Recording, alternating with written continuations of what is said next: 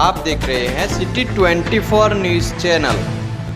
આમ આદમી પાર્ટીના ડીસા નગરપાલિકા વોર્ડ નંબર 2 માંથી ઉમેદવારી જાહેર કરી ડીસાના પત્રકાર અને વર્ષોથી લોકસેવામાં આગળ પડતા હરેશભાઈ ઠક્કરની આમ આદમી પાર્ટી તરફથી ડીસા નગરપાલિકા વોર્ડ નંબર 2 માં ઉમેદવારી જાહેર કરી।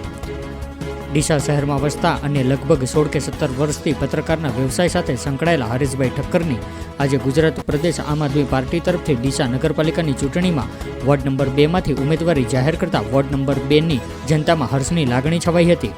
છેલ્લા કેટલાક સમયથી લોકોના પ્રશ્નોને વાચા આપવા માટે રોડ, રસ્તા, પાણી, ગટરની સમસ્યા હોય કે પછી રખડતા પશુઓની સમસ્યા હોય, હરેશભાઈ ઠક્કર હંમેશા લોકોની સાથે રહીને તેમના પ્રશ્નોને વાચા આપવા માટે અગ્રેસર રહ્યા છે।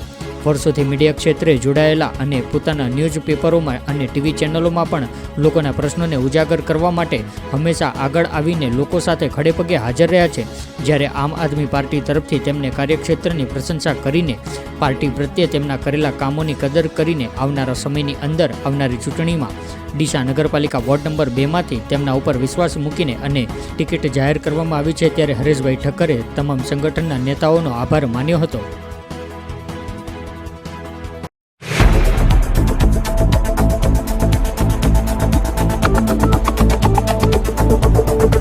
आप देख रहे हैं सिटी 24 न्यूज़ चैनल।